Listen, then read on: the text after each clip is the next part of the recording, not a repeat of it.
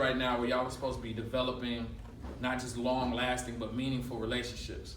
And you're also, I'm gonna need both of y'all to lock in, okay? And you're also at the age now where you want to start building relationships that are fruitful so that they can be successful, right? Now, before you get into anything like that, the first thing you need to know is your relationships that need to be positive, all right?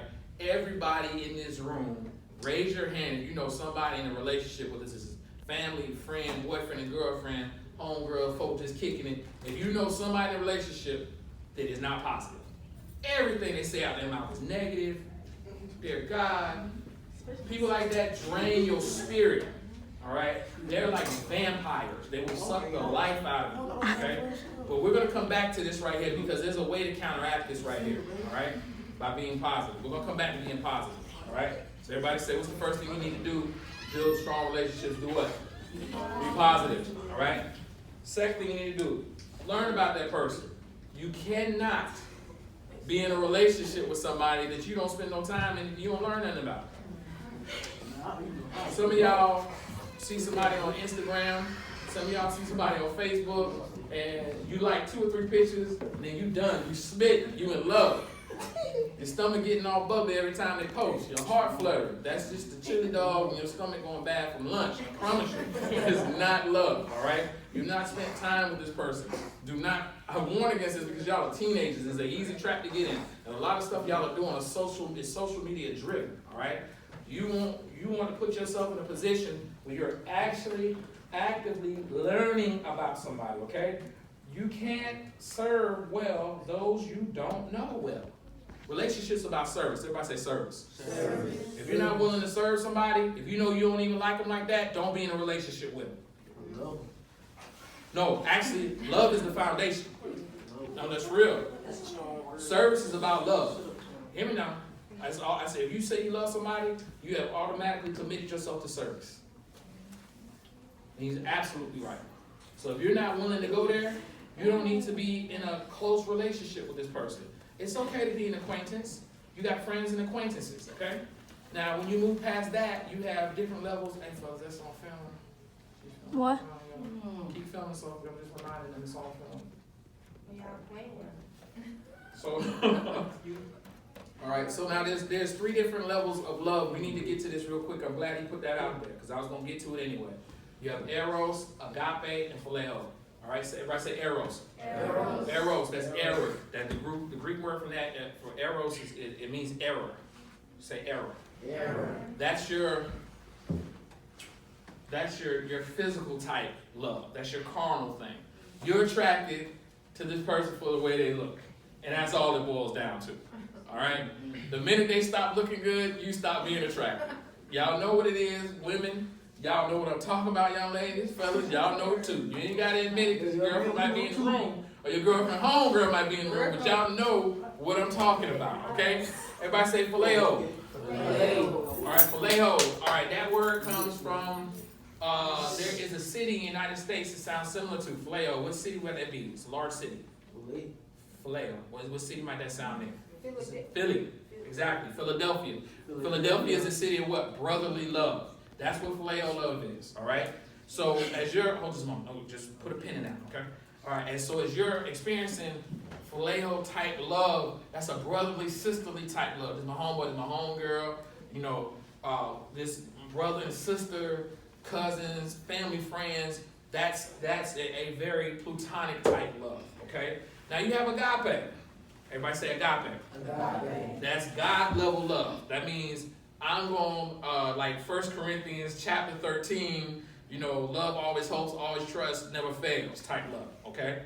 So there's 3 different types of love. So as you're developing these relationships that we're talking about, you also need to put a little pin in those and say, okay, now what type of love through service am I experiencing or am I displaying through this relationship?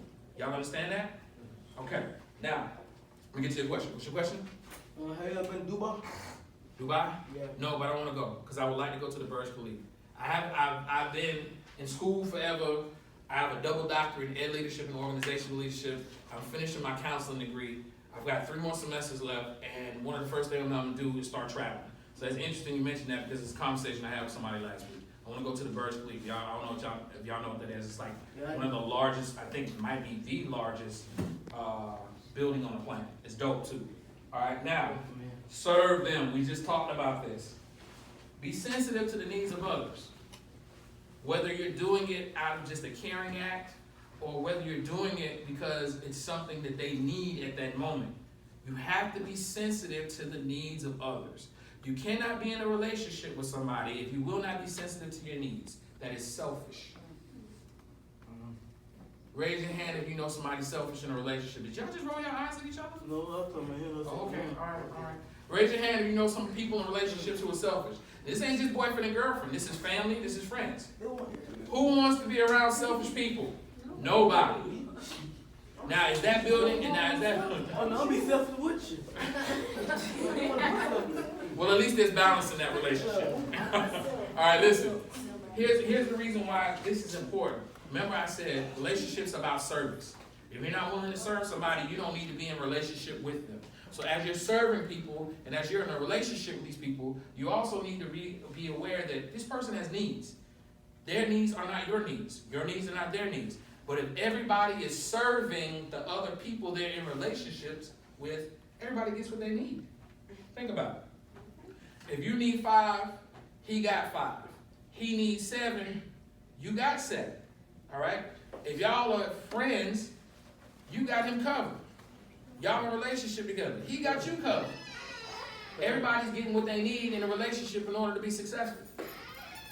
When you're in a situation, and that's in a friendship type relationship, when you're developing these situations, when you're in a more of an intimate type relationship with you and your boyfriend or you and your girlfriend, all right? This is when you're developing agape love, okay? When you start getting into that agape love, this is when stuff gets serious. Because the first thing the Bible says about love is patient. Love is patient, love is kind, it is not selfish, it does not brag, it does not keep records of wrongs. There's a lot of things it don't do, but the first thing love is patient. If you're not willing to be patient with somebody, don't be in a relationship with them. Now, that translates all the way across the board, but especially in relationships with young men and young women because we don't understand patience. Now, there's a difference between being patient with somebody and being somebody's doormat. Whoa. Let me say that one more time. There's a difference between being patient with somebody and serving someone and being somebody's doormat, okay? Now, if you're willing to put that person first and you're willing to serve somebody else, all right?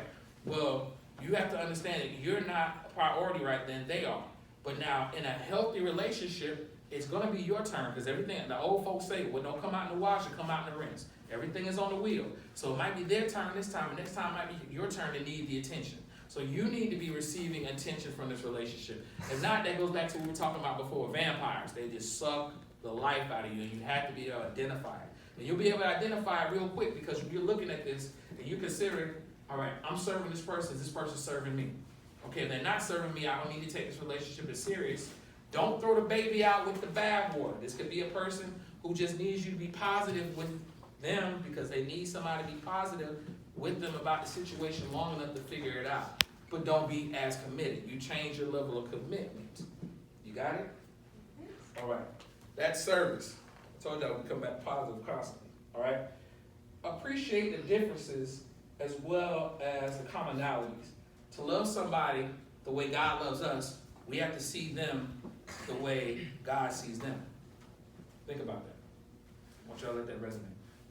In order for me to love anybody, in order for anybody to love me, I got to see them through the lenses of how God sees them. Everybody ain't the same. God don't love everybody the same. God loves everybody, but like I said, you need something that she don't need. She needs something that she doesn't need. Everybody has unique needs. Everybody has unique talents. Everybody has unique gifts. So God sees all of us differently. He loves us all the same. But what you got to understand is in order to really appreciate somebody and in order to really get the most out of a relationship, you have got to learn how to see people the way God sees people. If not, you'll get back into that selfishness and then you're not serving. If you're not serving, do we need to be in a relationship with anybody if we're not serving? No, we don't. Okay? Next. Spend time together.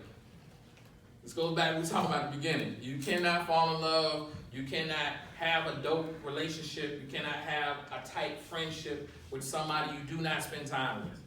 And I'm not just talking about online, okay? I gotta say that. Some people have complete social media relationships.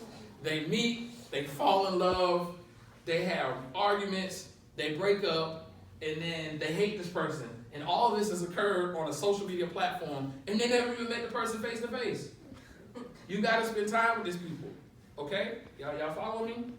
Understand that when you meet somebody on social media, you know, you got that eros, phileho, and agape, you know, you're probably only gonna be floating somewhere between eros and phileho because you're only meeting their representative. You ain't really met the real person yet, okay?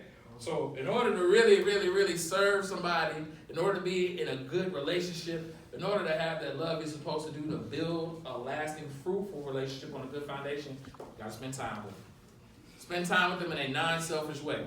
If you're concentrating on learning about them, see, a lot of people don't understand that in service and being selfless in a relationship, you have to teach other people how to do this. Most people you're not born out the womb or don't come from a home where they're being trained about relationships. So y'all are being trained flat out about relationships. So if you're dealing with somebody, you really like them, you know what I'm saying, y'all really cool, y'all homeboys, y'all really cool, y'all homegirls, young man, you like this young lady, you like this young man, you need to communicate with them if you realize, okay, I know about relationships, he doesn't. I know about relationships, she doesn't. I need to teach them. You have to take the onus of responsibility on yourself because you can't assume that they know something. Because if so, what happens when you assume? Anybody knows when you break that word down? Yes. You make an A-dash out of you and out of me. Assume. Yeah. So that's what happens. So don't assume that they know. Let's set some boundaries. Let's put some parameters up. All right? Let's say, hey, look, this is how relationships work. I'm so focused on you that I'm learning everything about you. I'm spending time with you. I'm investing in you. I'm learning to embrace your commonalities, how we're the same and how we're different. I need you to learn how to do the same thing for me so that I get the same kind of attention and investment from you that I'm providing you. Does everybody understand how this works? Everything in life is seed, time, and harvest. When you start developing relationships, it's all about seed, time, and harvest. It's Genesis 8:22, as long as the earth remains, day and night, hot and cold, summer and winter, seed, time, and harvest shall not cease. Okay? What that means is you plant a seed, all right? Whether it's word, whether it's deed, whether it's kindness, whether it's a listening ear, whether it's a helping hand, all right? You plant a seed, and then you water it by being consistent. And in due time, you get your harvest because you'll see that seed that you sowed showing up in that person's life, and then as it shows up in their life, it'll show up in your